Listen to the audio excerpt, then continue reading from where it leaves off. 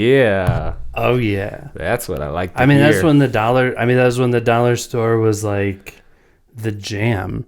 Now the dollar store, I go to the dollar store and I pick up, I don't know, something for $2, maybe even something for $6.49.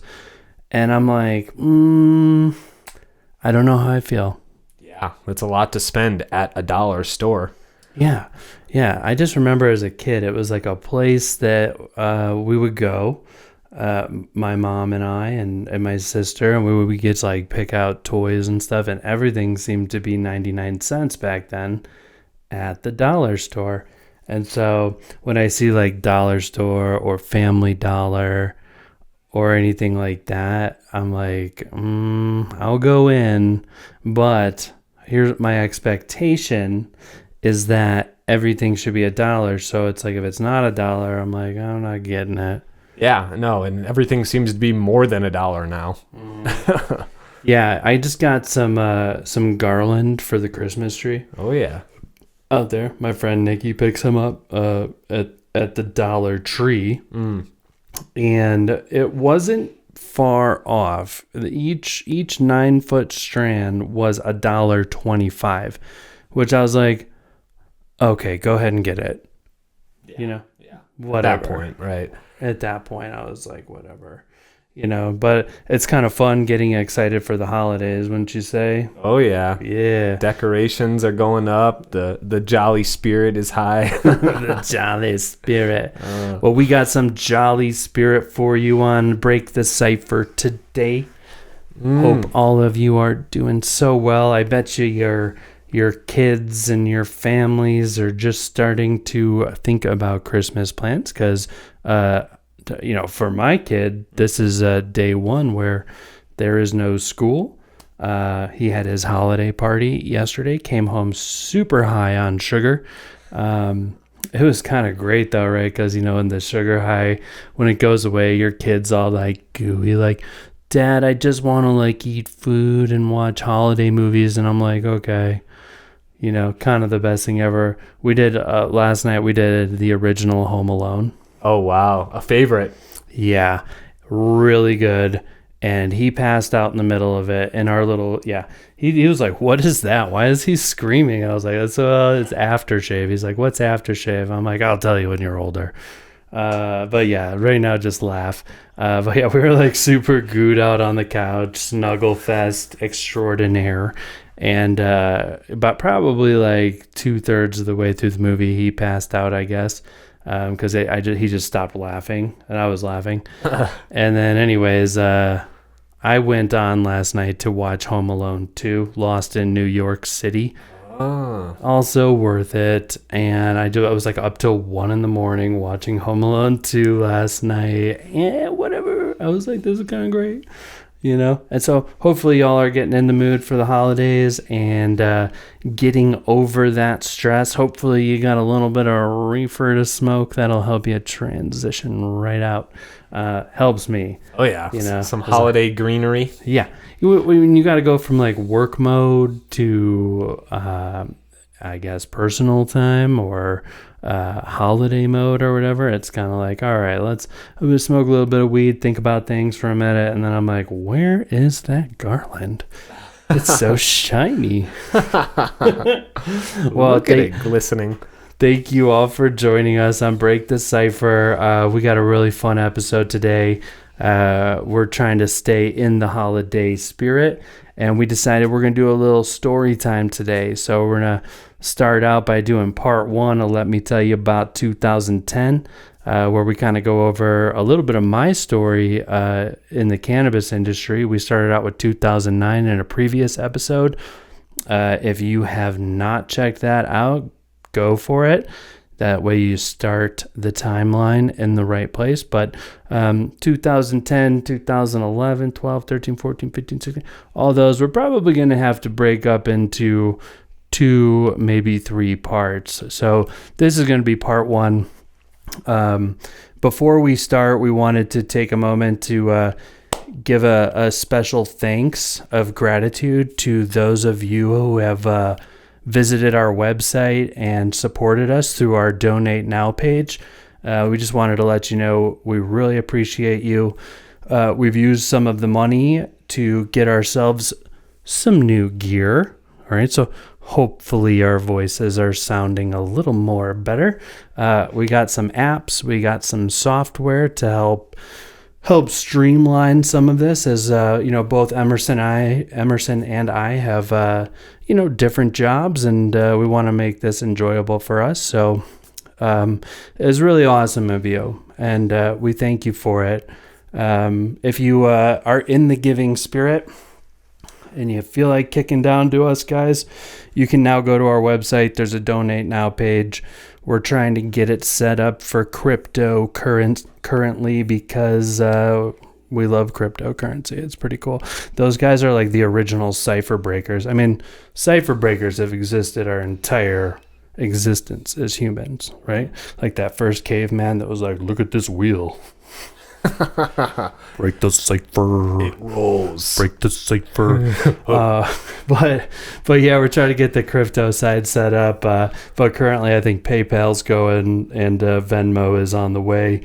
But we're looking. The next level of spending for us has to do with more cameras, more money for some direct focused marketing. And what was the last thing? We got a couple things in the works as far as merchandise. Yeah, merchandise we're working on. We got some prototypes going on. Little pinky up, keep it classy. And for those of you just listening, you're going to have to watch the YouTube video because I'm not going to tell you what you're missing. But I'm going to take another sip of it. We got some cool things happening. So all the donations, all the support, we really do appreciate it. Yeah, absolutely. And, when we say direct and focused marketing, as long as we're doing story time, that's kind of Emerson's background here. So, Emerson, how did you get into that? Yeah. I hail from Wisconsin. It's a lot colder out there, but I got my start in looking at where I want to go for college, what I want to do, and got really interested in industrial design, which is product design. It can be anything related to designing hair dryers, razors, products, phones, gadgets, all that cool stuff. Got really into it. A lot of 3D CAD, a lot of just heavy design stuff, and as I kind of went through that, I shifted gears and realized, I'm less really focused on the product and consumerism and more focused on like the ideas and the branding and the design of things. So switched gears into graphic design, and I've been having a lot of fun. I had a great college career exploring that field, and even just since graduating, a lot has changed in that scope with AI coming into the picture, and just a lot of different things have evolved as to now everyone has become their own kind of content creator, and they have a design element to it. Whereas, a lot of things were outsourced to agencies, and they needed big corporations to help them with their vision. And now we're seeing, hey, look, organic stuff, like behind the scenes, it doesn't have to be all polished and perfect, is actually making a really big comeback, and it gives more authenticity to brands. So it's been fun, man. I've been enjoying the ride. Yeah, dude. I mean, I totally get that. The imperfections, that was, you go to IKEA, you find some like plates and bowls, and they have little like imperfect bubbles in it, and you're like, oh my God. Or ripped blue jeans. They sell ripped blue jeans now. But you know what, man, not to sidetrack it, because the point is you're a wizard. I'm so grateful for you, so grateful to know you.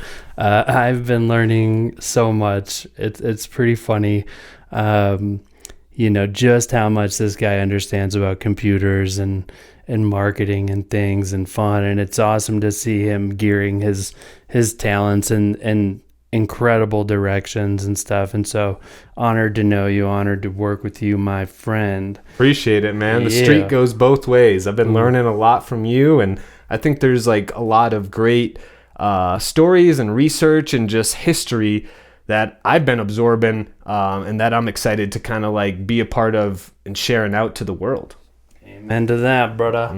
Amen. Well, I think that we go back in time here, and I want to tell you guys a little bit about 2010. In the cannabis industry, many of you know already that I've been a part of the cannabis industry since 2009. Very different landscape. Like I said, went over it in a previous episode. Check it out. But today we're going to talk about the first part of 2010, transition into what was going on there. And so yeah, the shop, Alpine Wellness, officially opened right at the end of 2009, and then we transitioned into ski season in Telluride. And at the time, I worked at Boot Doctors ski shop. Oh yeah. Currently now Christie Sports. But I moved to Telluride to be a ski bum, and then totally just got absorbed by it, loved it, everything about it, great lifestyle, blah, blah, blah. And so I'm working at Boot Doctors. We started this idea for the weed shop. And, so I'm juggling working at Boot Doctors, January, February, March, April, doing, stuff in the snowboard shop, in the ski shop, selling gear, hanging out with cool people, snowboarding every day, because you got, as you know, 2-hour ski breaks. Like if you guys ever leave your job for 6 months to go be a ski bum, most places give you a free season pass and 2-hour ski breaks, which is a bit of a head scratcher, isn't it? Oh yeah, it's a game changer. Yeah, it's like, I don't need a turkey sandwich. I need a 2-hour ski break. Yeah. Turkey sandwich is, the line is too long for turkey sandwiches. And so yeah, we're working at the ski shop. My 2-hour ski breaks that year turned into 2-hour breaks that I would go spend at the shop, at the weed store. And I would get as much stuff done as possible. I was so excited. We had a team of people at that point. I think there were 5 or 6 of us involved in getting it up and running and off the ground. We tried to originally start the business as a nonprofit organization. Oh. Yeah. All of us, I never know how to pronounce this. All of us had a philanthropic. There it is. Is that it? Is that the one? Or is it philanthropic? Someone once, just recently, someone was like, oh, tomato. And I was thinking, I'm like, I have never, ever met anyone who says tomato. And if you guys know a person that says tomato, let me know. And also let them know they're wrong. It's tomato. But we had a philanthropic mindset. And so we started out as what we thought was a 501c3 nonprofit. And so we had members, basically, no owners at first. And yeah, the whole idea was that, we would come together, we would build this thing. It would be less about profit sharing, more about paying ourselves salaries. Because if you have a 501c3, you can still make good money. You can pay yourself reasonable salaries. And reasonable salaries, if you look it up on Google for like somebody on a nonprofit or something, you're looking at like $300,000 to $500,000 a year is still reasonable. Wow. As like the director of a nonprofit. I guess it depends on how big you are and what you're doing. And so we were all like, yeah, that's fine. Like I don't need profit sharing or ownership or whatever. And so that's how we ran it. We had a board, we had a group of us. And it was all kind of exciting. We had already had our lease going. So we started trying to figure out a grow space within the store in Telluride. Mm.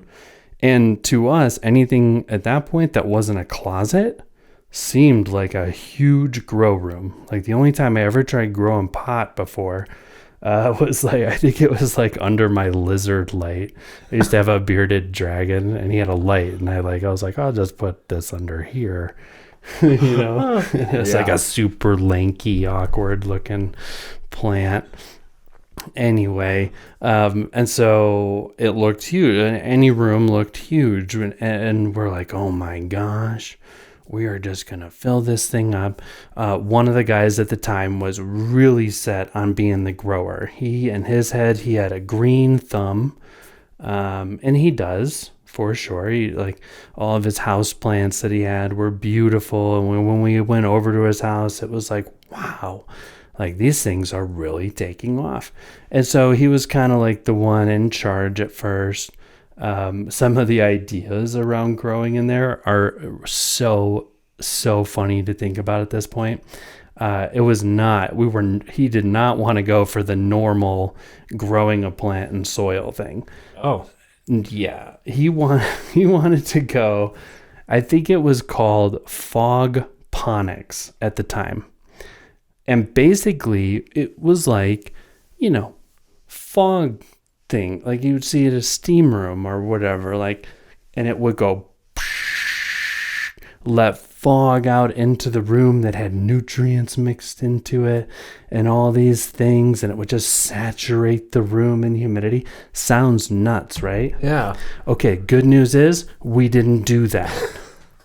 Right, because as many of you growers have figured out that, like, mold is real, not just on your plants, but in your structures. But yes, never did the fog ponics, but we did start out hydroponically with like totes that we like made holes in and got the cups and the hydrogen and all the thing, and we were like set up and running at one point. And so, to us, it was like, damn, I never seen this much weed growing. And so that went on for a while. Then there was like, while that was happening, there's this other side of the business, like setting up the retail store more, getting to know more vendors. There's the idea of another shop moving into town that comes into the picture. And we're all like, I guess we'll just keep moving. Like, our intention was like, whatever we do, whatever competition we face, we want to be good in the community. We want to be a good vibe, and we want to put our best foot forward in providing quality. And so that was like, our focus at that point. Yeah. Yeah. I mean, that seems like a good foundation, to be honest. Like, I never even knew that the business had started or operated in any way, shape, or form as a nonprofit. That is really interesting to me. Mm-hmm. Yeah. I mean, later on, which I guess we'll talk about in a later episode, during licensing later on, we were told, yeah, you can't do this. You have to convert back into an LLC. And they did afford us the ability to do that. But yeah, they wouldn't allow it. But I still think it's a great model for weed shops and for a lot of people. It's like you can operate as a 501c3 and make good money, and I feel like that's cool. Like, you don't have to worry about profit share. It's just like the leftover money at the end of the year goes to the 501c3, but you can still make good money, and then you can donate. We were really focused on wanting to be able to donate and support other people and other organizations, and I think that we still are. And so that was kind of what was going on in the growing side of the business at that point. And then the other side of the business was retail and obviously administration. And retail, it was going good. Like I said, in the last time we did story time, we had a doctor coming in every month. We had appointments, we had things, organization, filling out forms for people and helping them get their medical marijuana cards. And then the sales side of it, obviously, I just had 2-hour ski breaks to help with sales. So I would come and relieve for breaks and then go back to being at the ski shop. And then I had my 2 days off, and I would usually take one of those days off, but the other day I would keep open because guess what? I was married at the time. Ooh, plot twist. Yeah, plot twist. This man was hitched. I was hitched. I got married in Telluride at the courthouse. Wow. Yeah. Wow. To the gal. She's a really great gal. We still have a great relationship. She actually made this picture behind Emerson over here. It's like this lady blowing the saxophone across the Telluride Mountains. I don't know if you noticed that, but yeah, she's, in my opinion, she's kind of a famous artist. I won't mention any names unless she tells me I can. But anyways, I was married at the time, so I had to have one day to do married stuff, and I really wasn't doing a great job because it was just so much pulling my mind in different directions. I was going from a phase in life where I was working a 40-hour-a-week position. I showed up to work. They told me what to do. I did the things, blah, blah, blah, right? To starting a weed business. And nobody's telling you. We're just imagining what it is we have to do next. And we're creating the schedules. And there's a endless list of things going on that need to be worked on. And on top of it, we're not getting paid anything. Not a dime. We wouldn't even get paid a dime for years after that. And so obviously, that doesn't really work well with marriage. No, that's not sustainable. I mean, just the from the monetary aspect and from the time aspect of getting pulled in all those directions. Yeah, it was definitely tricky. But so I'm spending whatever time I do have on the business. Most of my time I'm at the ski shop. Then I'm coming in. Then I have a day here, a day there, and so I'm just interpreting what's going on as we go. And you know what? It was a little bit insane in there. There was a little bit of chaos. Every time I came back, 2 of the people that were on our board were married. Oh, geez. Yeah. And this is the first time in life, anytime you probably talk to somebody about starting a business and you have business partners, they're like, well, you really, really got to know your business partners. Those people are not lying. Okay. You really got to know the people that you're getting into business with.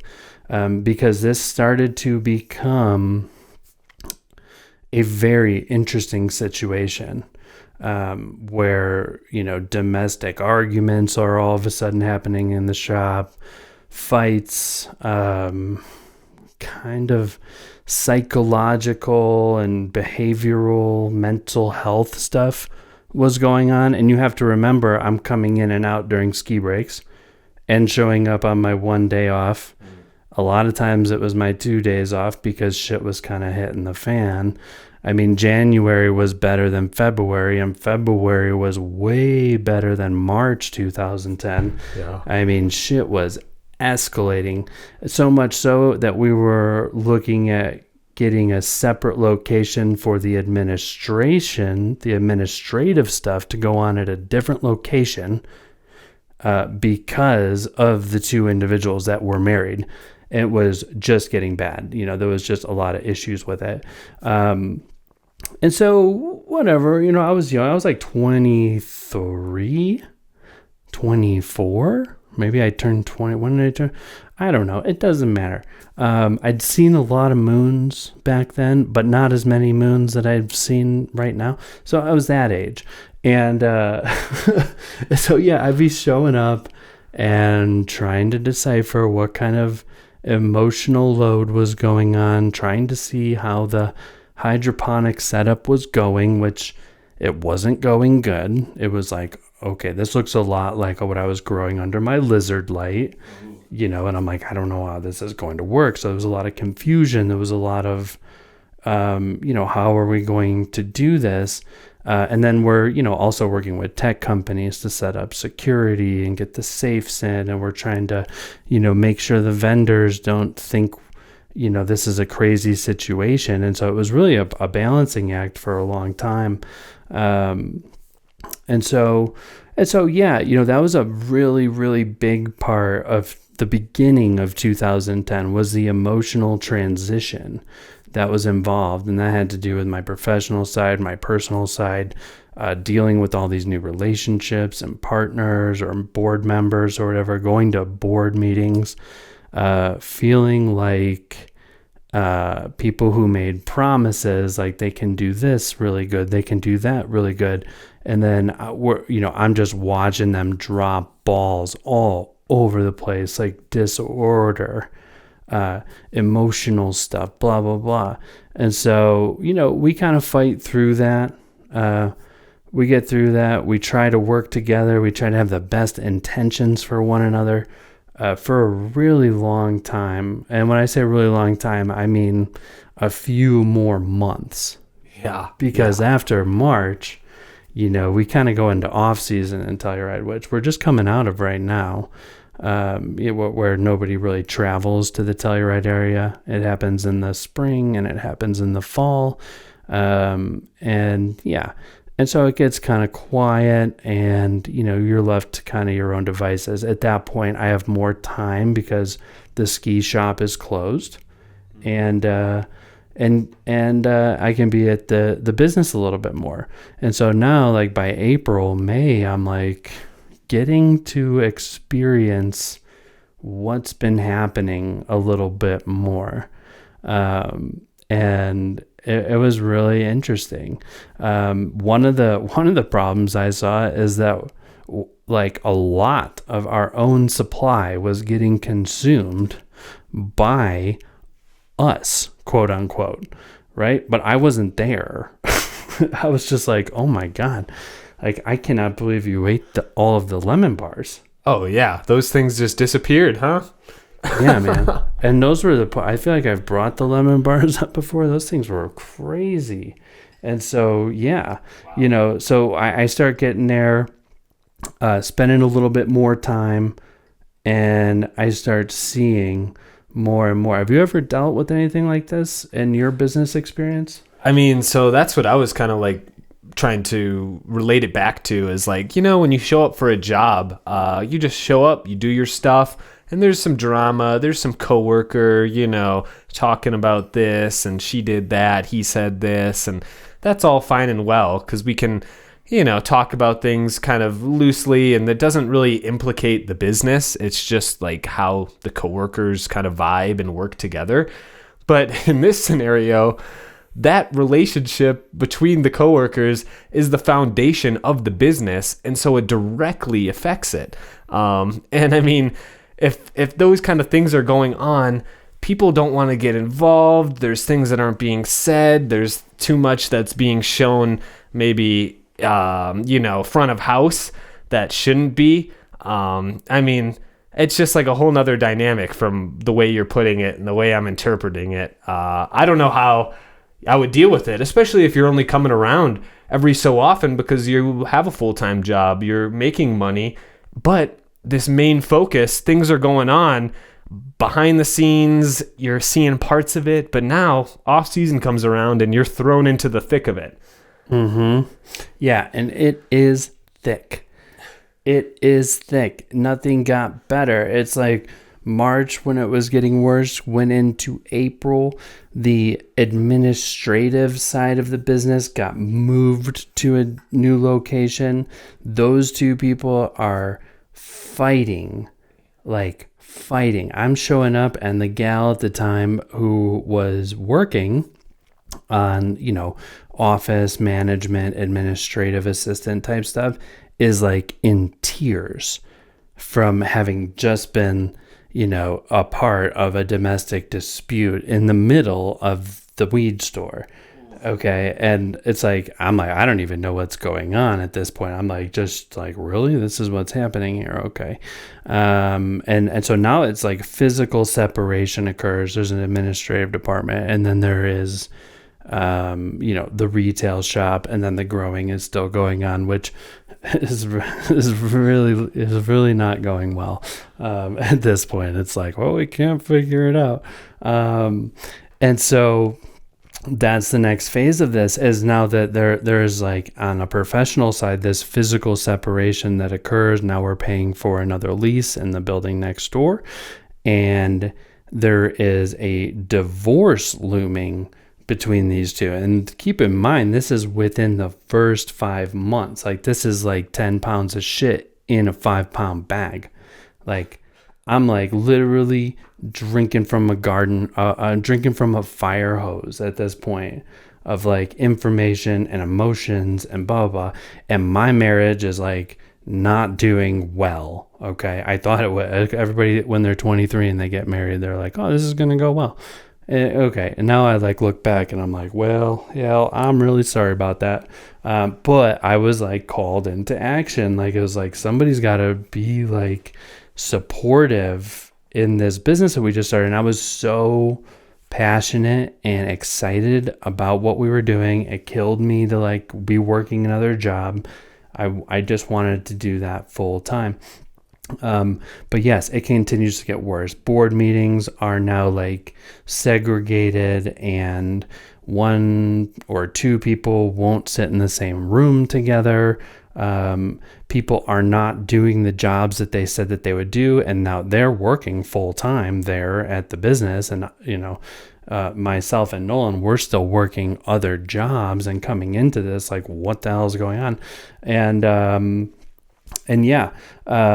so now we're dealing with like, we're trying to get financial reports, and why does it seem like we're missing this and we're missing that? And it seems like we're smoking a lot of our own supply, and we don't have enough money to pay the vendors back, and it's like, this needs to stop, like it needs to change. We can't be operating this way. Like we're not making enough money for me to leave my job or Nolan to leave their job. And you guys seem to be here dealing with a bunch of personal shit.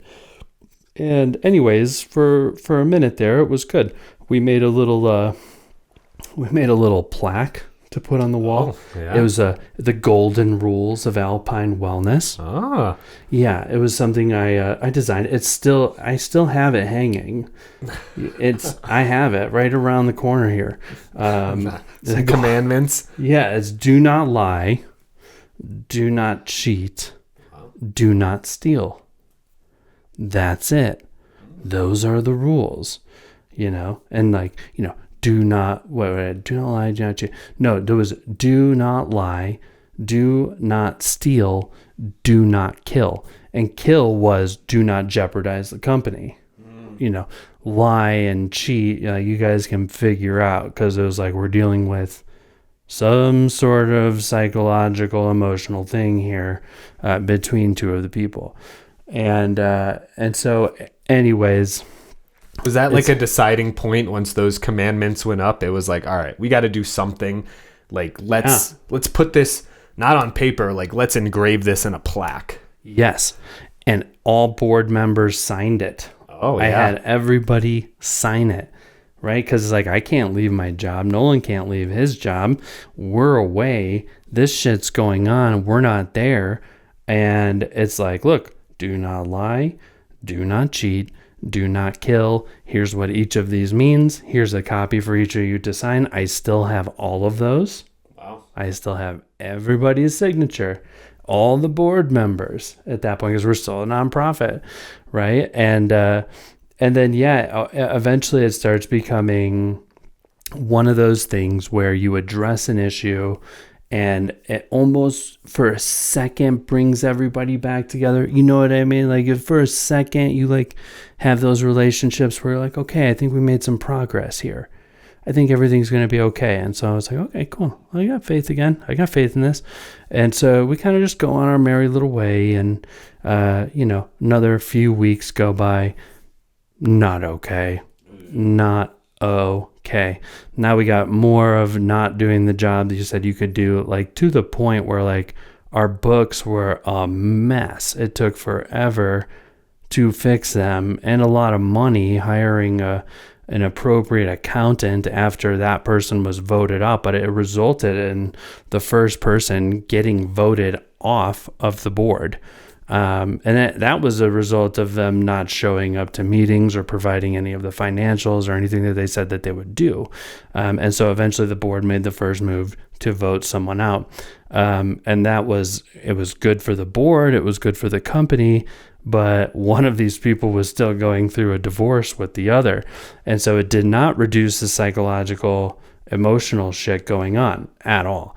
Now we got a firefight between 2 people, and both of them had their issues, and so it was it was continuing to exacerbate into May of 2010. And getting worse. And it's just, when I say worse, I mean for both of them. Like all of a sudden, depression, anger, substance abuse is now coming into play. All right. And it's still off season, so I'm still around. Nolan's still around a bunch. And it's just not stopping. The other board members are like, we really have got to figure something out here. Our grower is like, we can't do this. I don't feel like this is going to work. And then on top of that, the state is now coming out with regulations, and we have to apply for licensing. Yeah. Dude, yeah, we have to. So in 2009, we didn't have to apply. There was no license to apply for with the state of Colorado in 2009, but in 2010 there was, and there was a deadline to submit it. And we're in the middle of all of this shenanigans that I'm talking about, and we're trying to figure out how to apply. And it was an extensive process. It was like, I remember we had to put together like 3 binders. There were all these factors and variables that eliminated you from being able to apply. And then there was all of these like disclosures that you had to include: financial disclosures, student loans, divorce decree, child support decree, criminal history. I mean, I think we really had to like sign our rights away in that. It was so big that I was like, I don't even know if I should read this, because it's probably going to deter me from wanting to do this in the first place. Yeah, I mean, that sounds like beyond extensive. 3 binders full. I mean, they wanted to know every little shenanigan or thing that you'd ever gotten into. I mean, that's a lot. Mm-hmm. And you want to hear the craziest part? What's that? Okay. Because this is really where shit gets derailed. Oh, boy. Nolan and I are the only 2 who are eligible to apply. What? We're the only 2 who are eligible to apply, whether it had to do with criminal history or unpaid student loans or unpaid divorce or child support decree. We are the only 2 with clean slates. Wow. None of the other board members can apply. In fact, maybe one of them was able to apply, the person that was in charge of growing at the time, but he had had enough. He had had enough of the psychological damage and emotional shit that was going on, and he said, listen, I would rather just step off. Okay, like I don't really want to do this. I don't want to be a part of this.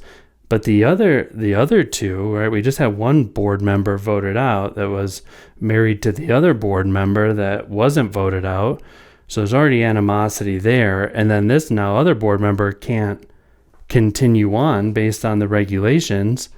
And we're like, well, I guess this is what, I don't know what to tell you guys, but this is it. Like you guys can't apply because of your histories and your records and all that stuff. It doesn't mean you can't continue working here. You know, we weren't like pushing anybody out. You know, you could still be an employee, but you couldn't be a board member, right? You couldn't be an owner of a cannabis company if you didn't meet certain criteria.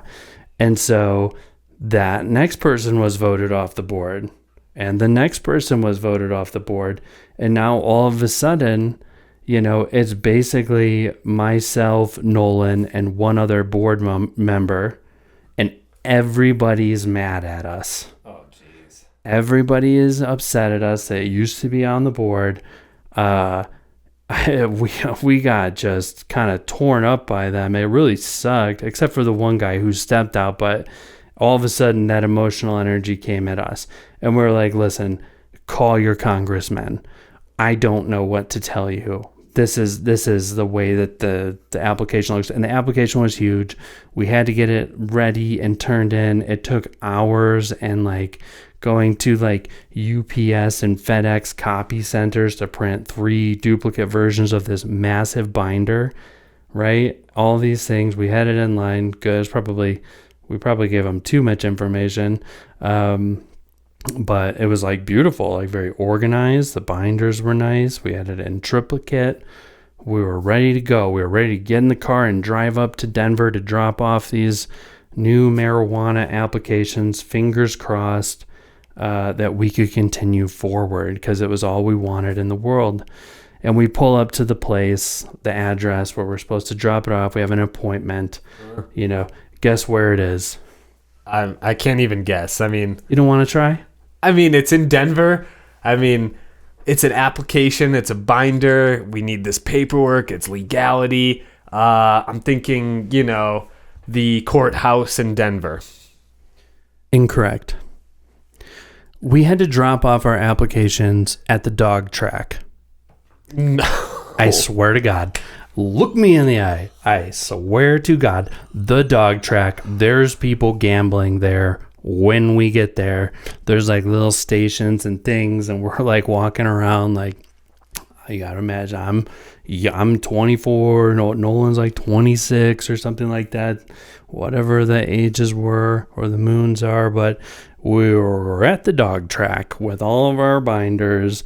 Fingers crossed we can keep doing this. We walk in the door. All these people are sitting there, at the gambling station stuff, looking at us. And then this like lady who looks like a detective. She has a badge on her waist. She's wearing more of a suit, gun on her hip.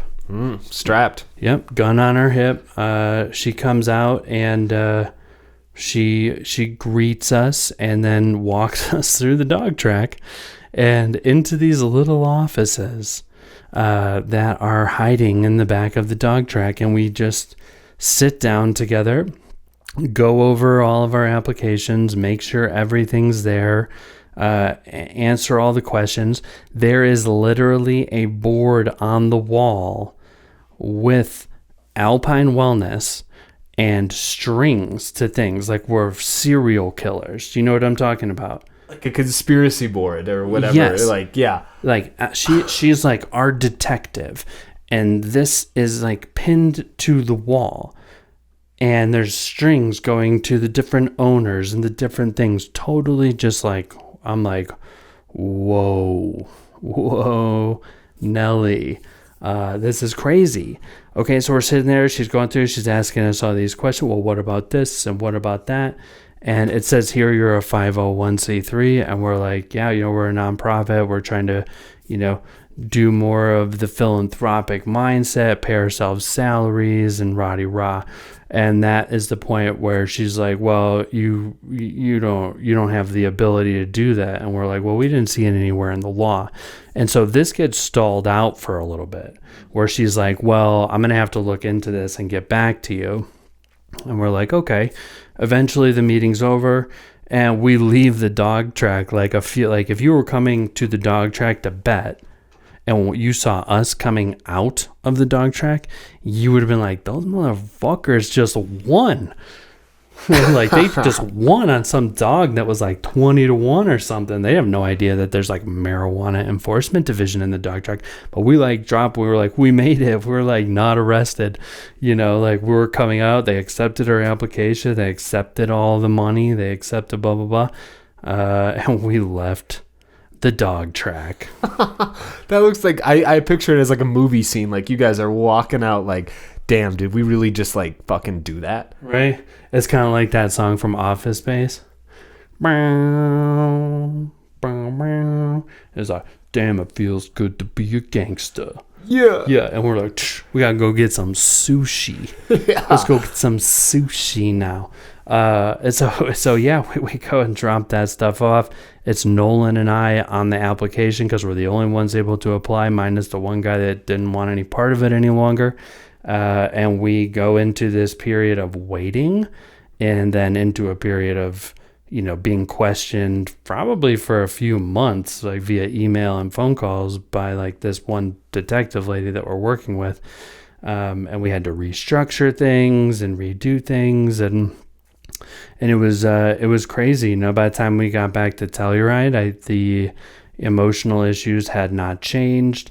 The animosity was still there. Now we have people who are who thought they were members of the board or owners of the company or whatever you want to call it, that are now just able to work as staff. And they are not happy about that. And the relationship that we once had is just going to shit.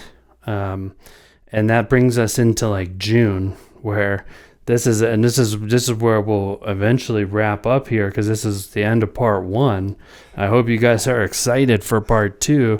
It's a little less drama-rama, but probably just the same amount if I am remembering correctly. But we get to June and we're like getting ready for the summer in Telluride, which is full of festivals. If you've never been to Telluride for the summer, it's full of festivals. It's awesome. Great time. Bluegrass Festival, Mountain Film, Blues and Brews, Wine Festival, Yoga Festival, Mushroom Festival. I'm not going to leave you out. I feel like I'm forgetting Horror Fest and Cars and Colors. And did I say Jazz Fest? That's one of my favorites. And so if I've left your festival out, I am super sorry, but we love them all. It brings in awesome crowds. Anyways, we're getting ready for the Telluride Bluegrass Festival. This is going to be the first Telluride Bluegrass Festival where legal grass is ever sold. Usually this festival used to be just full of dreadlocks and hippies and girls in festival dresses. Just like, I'm still kind of fresh to the area. I'm like, this is like one of the most beautiful things I've ever seen. Okay. And we're like getting ready for it, getting inventory up. We got this plan together. But there's that drama going on still, right?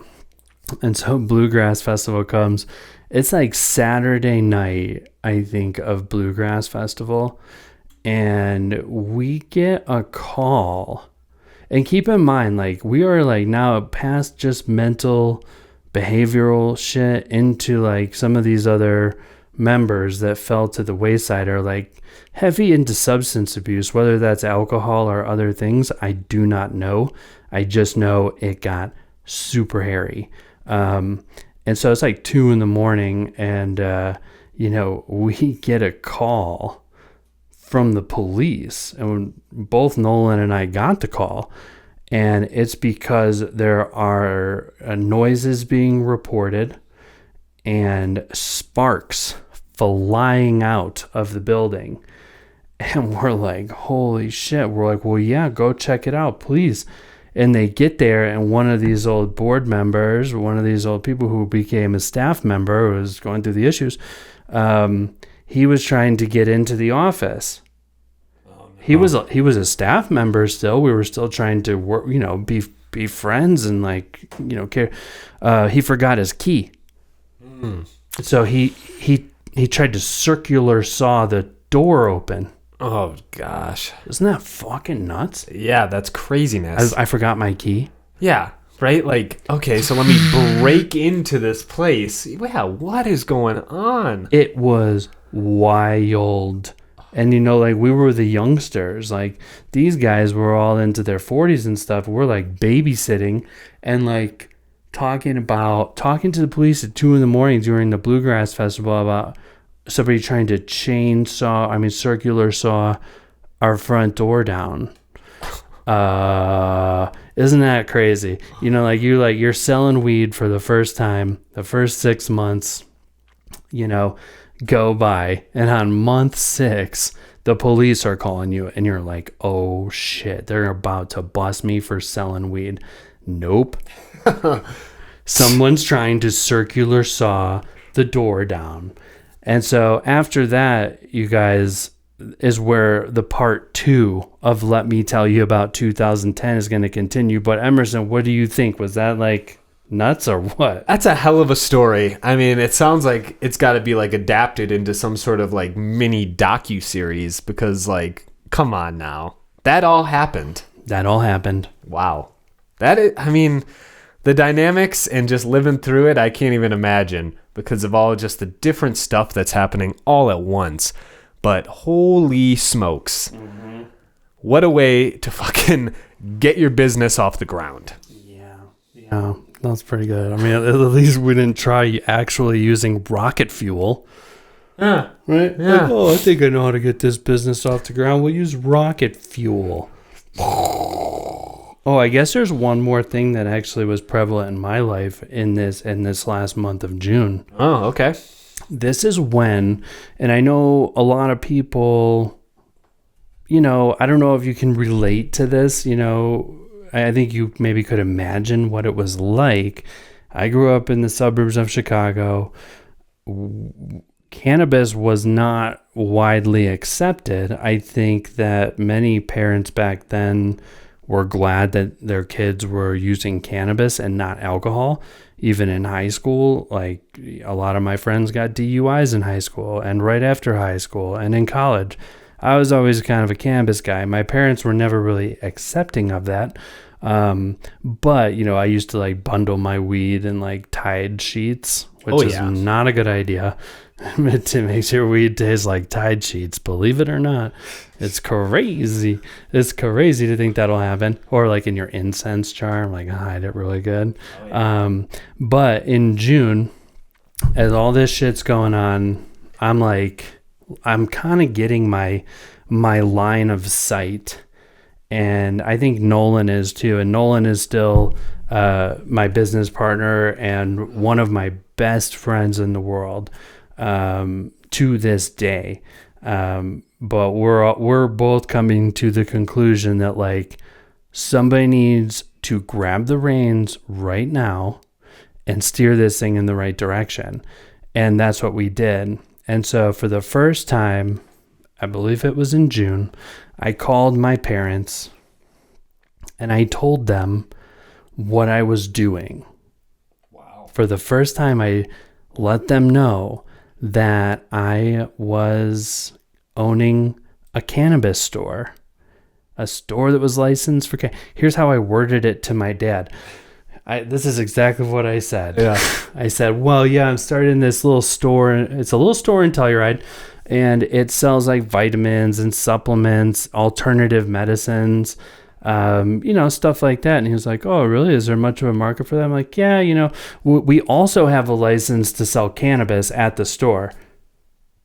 And it was like, cricket. And I was so nervous. I'm like, are you there? And I think the only thing he said was, I don't care. And I feel like that meant to me, I'm like, oh shit, he cares so much right now. He has so much to say, but has no idea what to say to his 24-year-old son who like moved to the mountains to be a ski bum and is now calling about his alternative medicine store that is also allowed to sell cannabis.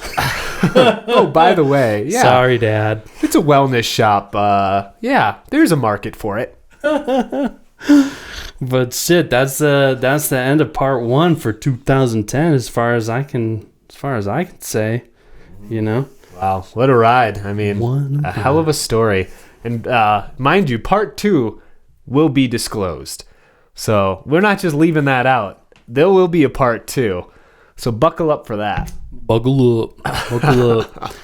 And then other than that, you know, I think, you know, we got to talk about the holiday coming up. Are you going to do anything fun?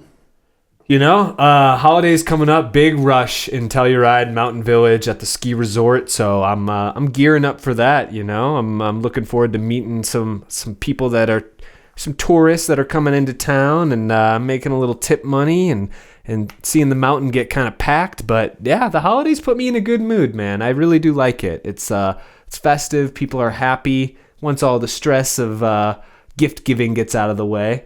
But I do like it, man. Get some decorations going. Got some lights on the tree, some tinsel sparkling. Yeah, dude, I'm right there with you. There is this buildup of stress into the bottleneck of the holidays. I think all of us feel it, you guys included. But I am excited for it. I am like, you know, doing everything I can to get caught up at work with the shop, get inventory in, hang out with staff a little bit. You know, we are trying to gear up to get our, you know, studio set up and running in Telluride, which I think is something we left out at the beginning with the donors. Again, thank you donors because, your donations has helped get us our gear to set that room up.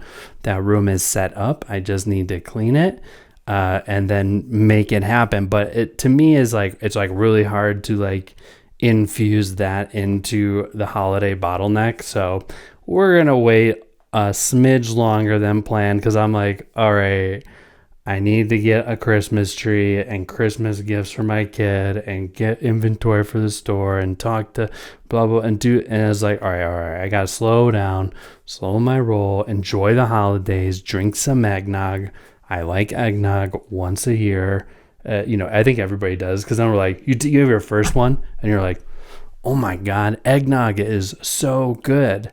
It's so good. And then you like have another one, it's so good. And then like Christmas Day is over and you're like, you know what? We're all out of eggnog, but I could just keep drinking that. And then I think after day 2 or day 3, you're like, I'm not drinking eggnog again for an entire year. You're like, I'm like bloated, like, oh my God, help me. There's a reason it's seasonal. Yeah. But anyways, thank you guys for hanging out with us. We love hanging out with you. If you can find us on social media, Facebook, Instagram, right? All you got to do is @BreakTheCypher and then follow us and you'll get all of our new posts, some of our shorts, some of the little fun stuff we're doing along the way, which we're going to try and do more and more. Oh, yeah. Because we're a couple of wild and crazy guys. And then you can find us on X too, but it's a little bit of a different spelling. So start with Facebook, Insta, follow us on YouTube, subscribe on YouTube rather. And then for audio versions of the show, we are on Apple Podcasts, Spotify Podcasts, Amazon Podcasts, and then there's like a laundry list of like 12 more. So whatever you use, just type in Break the Cypher, see if you can find us. And that really helps support us, and we really appreciate it. Leave us some comments, some love, some likes. Oh, yeah. Yeah. Spread the word. Listen to us. Follow along because we love you and we're looking out for you. And we're here to give you the latest. This has been Break the Cypher. Happy holidays. Peace. Peace.